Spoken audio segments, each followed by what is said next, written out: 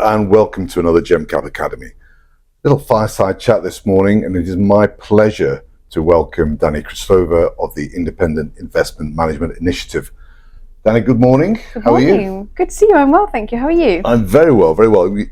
You join me here in the A Club here at the bank. Now, the bank is synonymous with the industry, as the city is everything.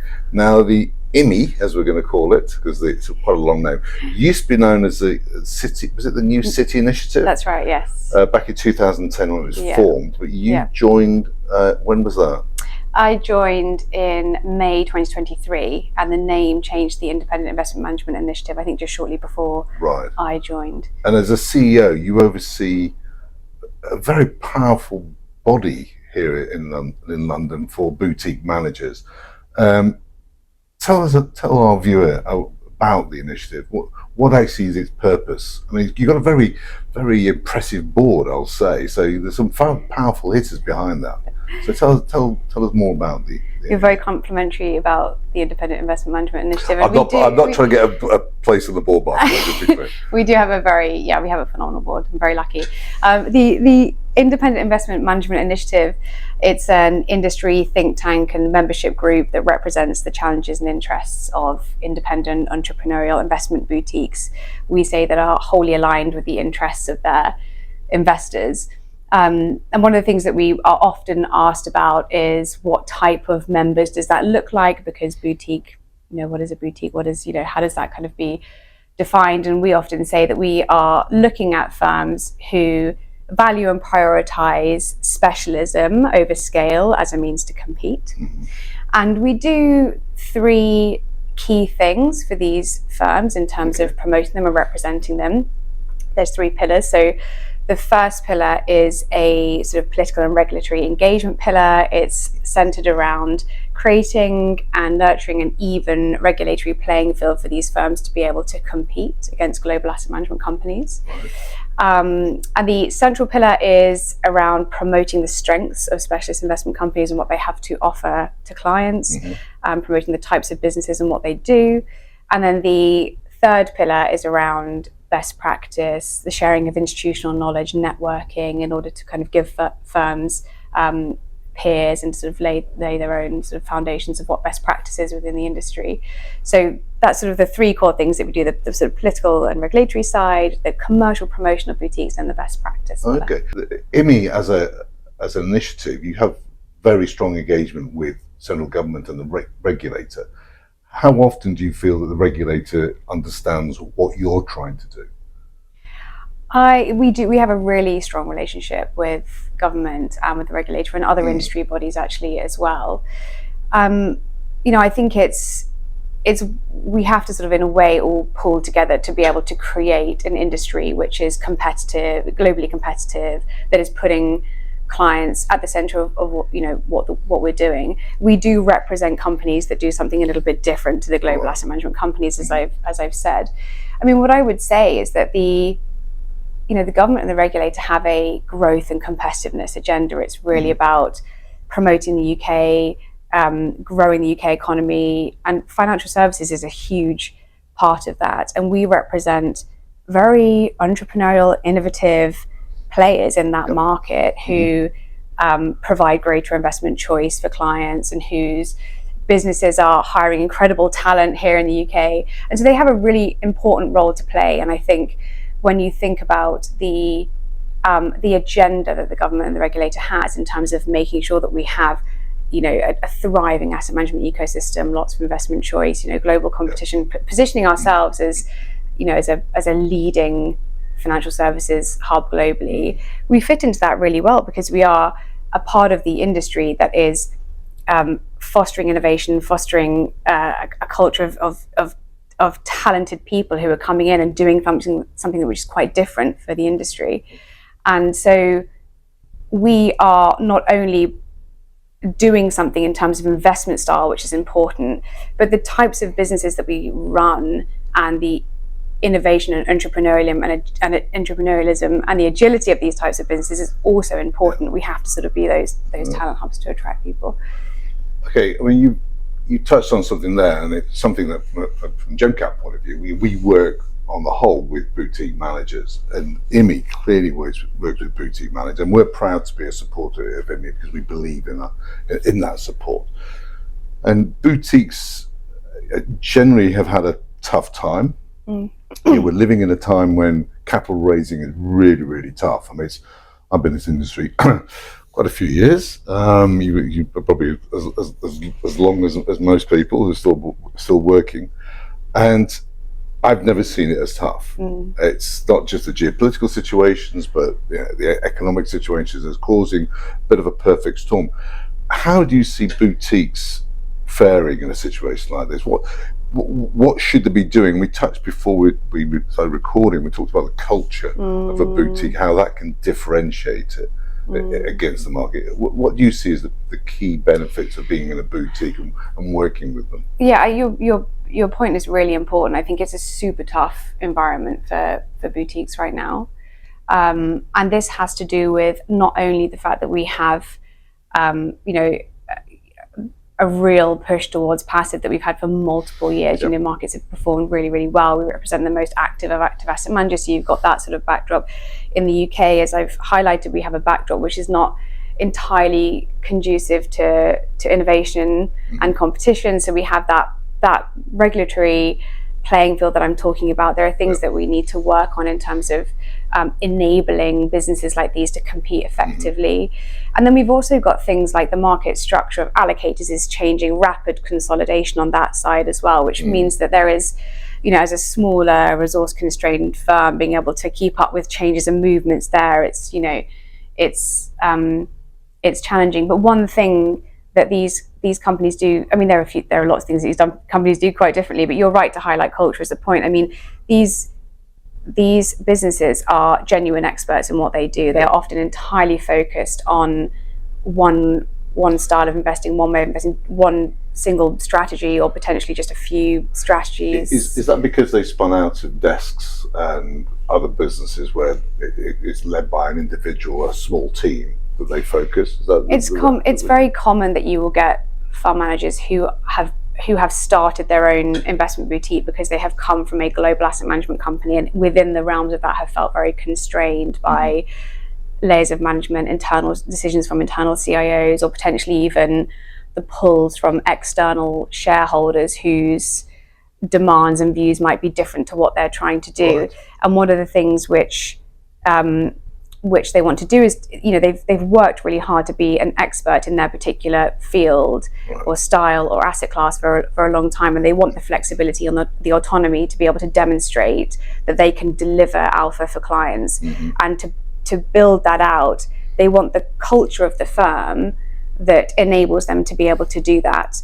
And so things like client alignment is really important. Often when you're starting out, they're putting their money where their mouth is. They're investing their money, their friends and family money, alongside their clients' money in those initial days. So the emphasis to succeed is really there. And I think when you're building a firm around that, particularly because you are not, if you're doing one thing or just a handful of things, if you put that aside, a global asset management company, and it's, I have a global asset management background, had a phenomenal experience in those firms and really enjoyed my time there. And this is about being able to compete and having different investment choices. It's not about these types of firms over global asset managers.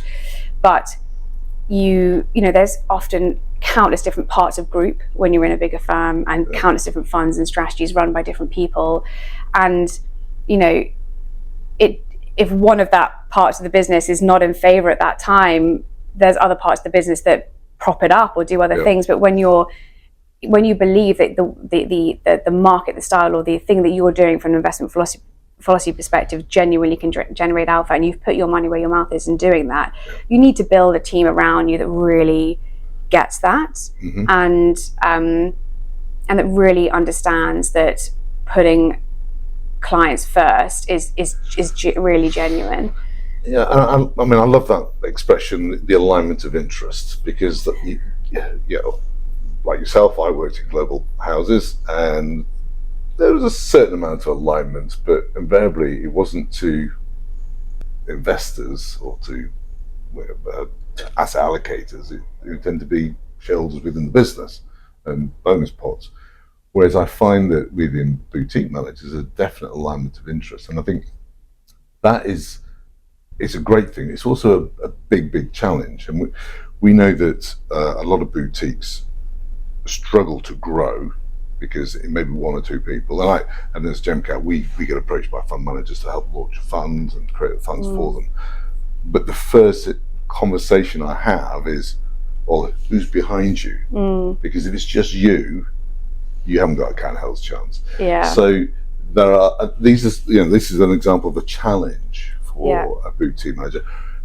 What you see are the other big challenges for boutique managers today, and what you must be seeing this on a day-to-day, every day. So these sort of challenges must be crossing your desk. I think it's multifaceted. I think one is that point around the fact that we have that the markets have done really well. So I think active asset management generally has just been a challenge, and obviously representing the most active asset managers can be a challenge. But you really have to look for the managers that are generating alpha, and we have a suite of very credible boutiques that are part of the IMI membership, and a lot of them are doing that. And I think there are lots of other things. We mentioned the regulatory playing field as well as being challenging for boutiques, and the cost of compliance, the time cost of unpacking regulation is a really difficult thing when you're a small resource constrained firm. Don't get me started on compliance. I think if you are thinking about, lots of firms are thinking about, I've had loads of conversations with firms recently about distribution. We've talked about the various different methods of distribution as one thing, and then we've talked about where, where will we be successful. And I think one of the other things that's quite challenging to a smaller firm is that you have to do all of that market research on that market yourself within the limited constraints that you have within your company, and often the people within your company. From a culture perspective, we're all sort of in this together, but we wear multiple hats in doing that. So you have to be really sure when you are when you have made the decision to market into that particular area, that you're going to be successful in doing that. So I think with bigger firms, they can spread themselves quite thinly, and they will have varying levels of degrees of success, but they can afford to take a risk. They can afford to do that. Whereas the cost and the effort that goes behind that, there's a bit of that. I think one of the other challenges is more of a psychological challenge, and I think we can work really hard as the IMI, and we have been. It's an onward challenge, but we have been really successful in our engagements with Treasury and the regulator, because we have a very good working relationship with them, and we are seen as roll your sleeves up and provide solutions for them, provide solutions to the type of group, because we are entrepreneurs. But one of the more difficult things to challenge is this psychological part around allocating to smaller firms and funds. I mean, you mentioned just thinking, I'm stripping this all back because there's no global firm or brand behind this. Who is this person? Why do they think differently? What do they do differently? Why should I, it feels sort of a bit funny to put my money with them when I've just been so used to going onto a platform and finding all of these insert big global asset management company name funds here. And there's a bit of we call it the sort of career risk problem, where you say, you never get fired for recommending insert big global asset management company's name here. But and this is what is really challenging, I think, for some firms right now. So the firms who have been really successful, and not all of them have, it's fair to say, but the firms that have had a lot of success in terms of performance during this more challenging period can still find it challenging because there are significant challenges with boutiques for getting onto platforms. There's this chicken and egg scenario. I talk about this a lot, but platforms will say you need to demonstrate client demand to get on here, and boutiques will say, well, to get the demand we need to be on there. So so there's that part, but there's also, amongst allocators or analysts, you can often sense concern that even if that fund is top quartile, has performed better because they're not a well-known brand, or they're a much smaller fund, that it just feels right to recommend another one, even though it might have credentials which aren't as well suited to what the client actually wants. So I think there's a bit of psychological unpacking to understand, what is the nervousness around allocating to these firms, because you've got that client alignment, you've got brilliant culture, they're alpha generators. If a decision is made, a buy or sell decision is made and you want to know more about it as a client, if you're going to go to a big asset manager, you probably have to call a number or drop an email. It goes to a team. There's lots of client service people dealing with multiple client accounts, multiple products. You could probably call the fund manager of a boutique and be like, what happened there? What did you do? Like, what are you still thinking? Yeah. So that communication, I think there's, I kind of lent into the opportunities there as a solution to some of the challenges, but it's multifaceted. It really is. It is. I mean, we know there's a number of people out there who are big supporters of boutiques. Simon Evan Coco Downing as an example. I was with Dean Cheeseman at Matthew Holly Woods yesterday. He's a big fan of boutiques. He sees the benefits. He definitely sees the benefits. He also sees the risks, particularly if you've got to argue about as to why you've allocated to that particular firm. I always see some of the challenges, just going back to that, and some of the challenges for fund managers, for the boutiques that we've worked with in the past, particularly when we were at TPM ourselves, is that our expectations of fund managers is so high. We expect them to walk and talk at the same time. That we know that they're very good at generating alpha, but sometimes they're not particularly great at marketing, getting that message across. And we put too much pressure on them. We realise actually you're very good at generating alpha, but you need an expert to come in and help you get that messaging across. And a mutual friend of ours, Stacey Havner at Havner Capital, she's on LinkedIn a lot, talks about this. You get your message. It's about you and who you are as a business. Do you see that here in the UK? Because I guess most of the firms you represent will be UK based, if not all. I guess predominantly, but we have overseas members. But on the whole, how are they getting their message across? Are they engaging with external firms? Are they coming to you? How are they working on this? I think it's a bit of a. I think there's a bit of a spectrum, if I'm really honest. It almost feels like a bit of a new way of thinking, because I think if I look back to my distribution days, and I wasn't a fund manager, but I would be responsible for giving regular updates or, maybe stepping in fund managers at times in my career in the past. And we're so used to having a structured update deck and a pitch deck, which tells you, who the team is, what the performance is, what the performance is, what you've done over the last quarter, what's in the portfolio, your approach to ESG, and then any other business. And you're so right, because when this comes down to an individual, especially when other things which can trip up boutiques in the due diligence processes, things like track record, or not having a certain number of AUM, or maybe having client concentration challenges or whatever it is you have to strip all of that away and say, who is the person that is making these investment decisions? Why are they making those investment decisions? Why do they get out of bed in the morning? Why have they built the team the way they have? Why do they think that team is going to be more successful than this team or that team or whatever? How have you built your team for success? And it's a little bit more raw. You sort of have to strip away the structured deck, because when you don't have, because there are so many hurdles to jump over at the beginning, often allocators have nothing else to go on but the person. And so you really have to be able to get behind that person. Stacey talks about this a lot, and Simon does as well. And I think backing the personality and the individual, it can be a scary thing, because we are used to process and due diligence, but you can't apply that process when you're doing it at the beginning. There is, however, that risk of aligning yourself with a star manager, and we all know a lot of stars. And, Mr. Woodford was an example of a star where people align themselves with him, and that star fell. But when it comes to boutiques, I don't see them as stars in the same way. I see them as more, coming back to this point of the alignment of interest, because, and we talked about this just beforehand, it was about, you've got a partnership there.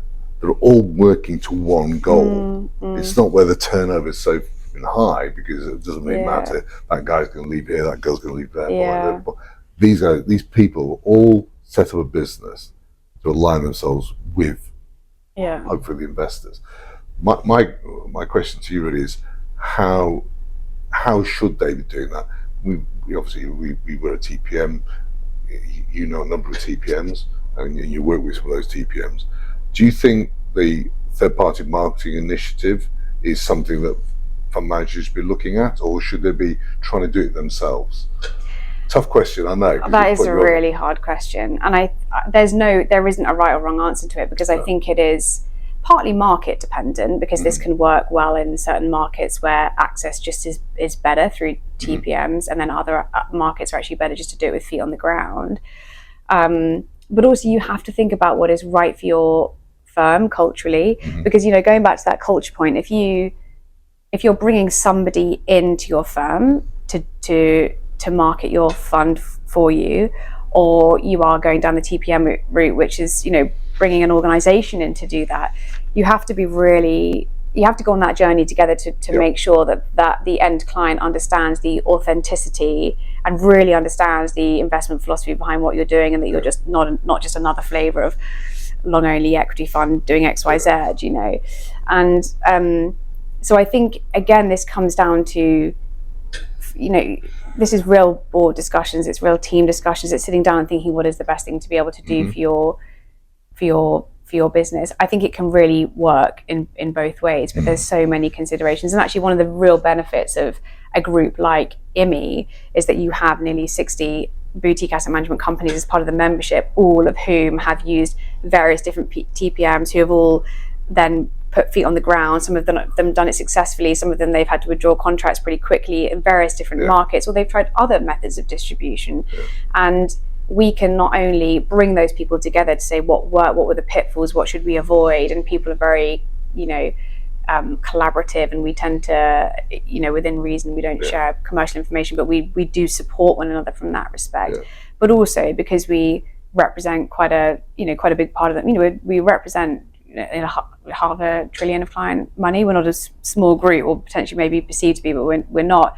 And so other groups that the likes of like an FE Fund Info, or regulatory lawyers, things like that can come in and speak to the membership. We can provide firms with open conversation access to these types of groups to ask some of these questions together, so they can hear one another's questions as well, and then provide that kind of environment for them.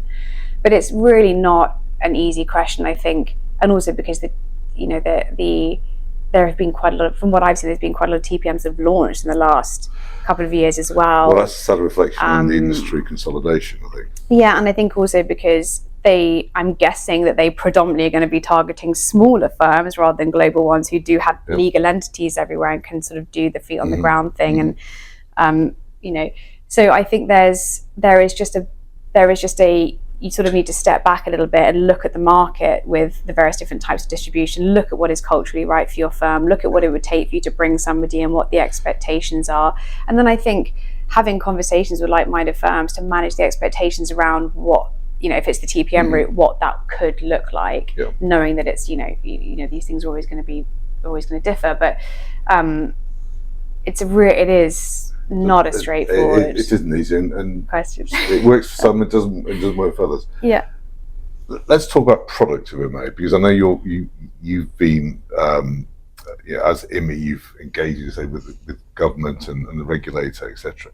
We've seen a lot certainly in the media, and we see it out there. The rise of the active ETF market across Europe, across the UK and Europe. Slightly held back in the UK because of platform challenges. They can't onboard ETFs very easily because of the decimal places. Slight issue, but hopefully they'll resolve that. Do you see the boutiques embracing alternative structures? Because at the moment they tend to go down the mandate, or they go down to a UCITS or an OEIC structure. Do you see them going into things like LTIFs and LTAFs and ETFs? Have you seen those sort of conversations taking place? I think so. What I would say is that IMI itself represents quite a broad group. So we have firms which are right from startup organizations right up to what you probably classify as sort of multi-boutiques, or firms that have they're all, the strategies they're running are all specialist strategies, but they're doing something that are quite different, and there are different asset classes that are involved in that as well.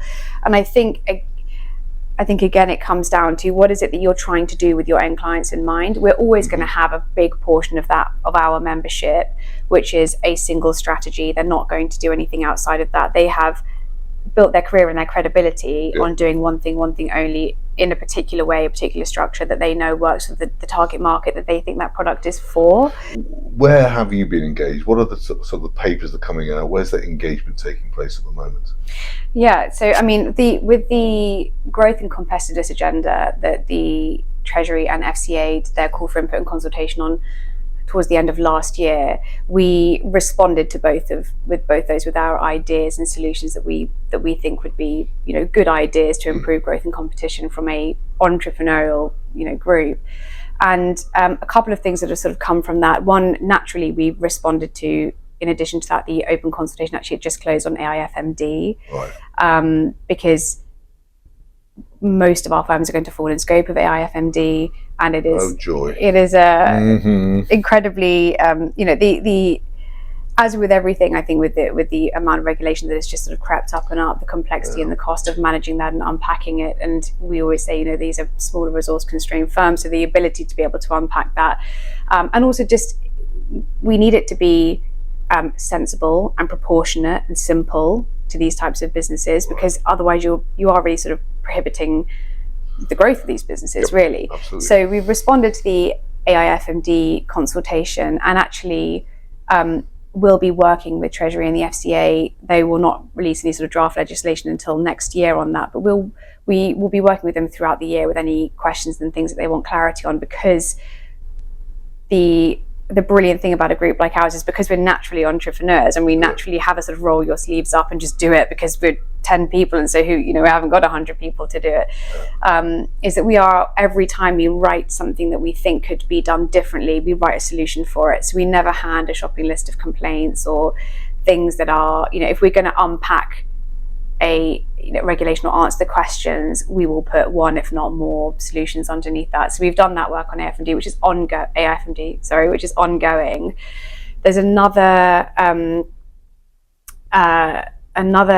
quite big piece of work which I've spoken about quite a bit recently, which is on a new regulatory regime for new UK-based fund management companies that are marketing to professional and sophisticated clients only. Right. And how we've positioned that is to look something like the US exempt reporting advisor scheme. So we've sort of called it UK ERA for now, Right. but lots of other jurisdictions, US, Singapore, Luxembourg, other jurisdictions have simple regulatory regimes that allow new fund management companies to get off the ground and prove that concept quite quickly, and then they sort of have a graduation to fully authorize once they've got that going, or indeed if they wish to change the client type they are selling to, because retail obviously has to be managed differently.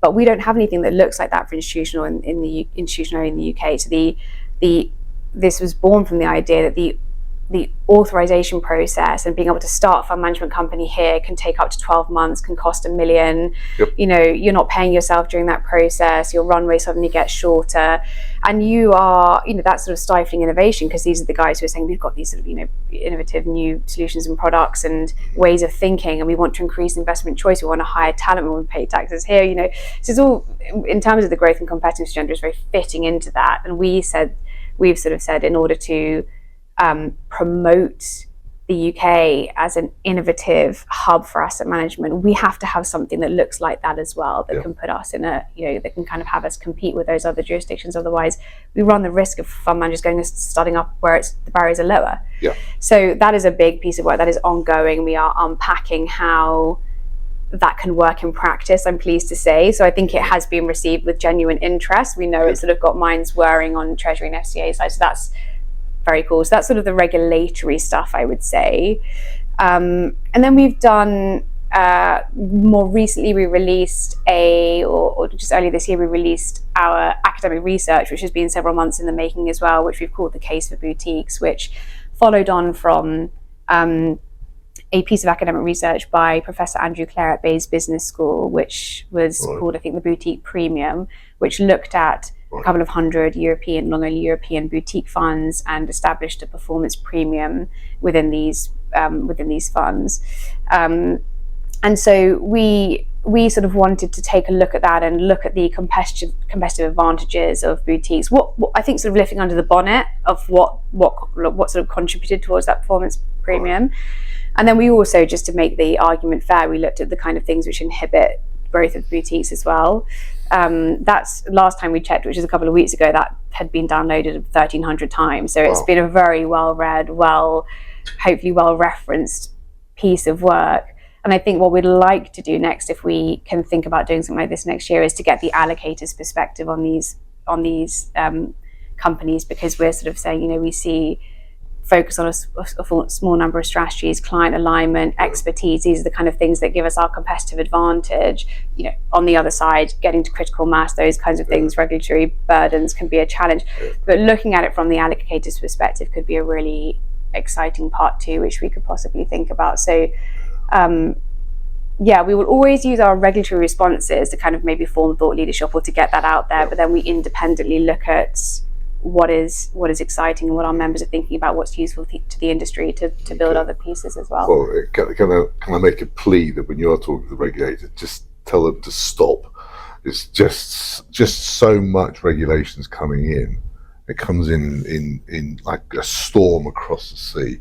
You see it coming, and I have to say, as a boutique business ourselves, you just sit there going, what's next? And I know it can stifle innovation. So hopefully your engagement is going to make them understand. But for now, Danny, it's been an absolute pleasure. Thank you so much for your time today. Thank you for having me.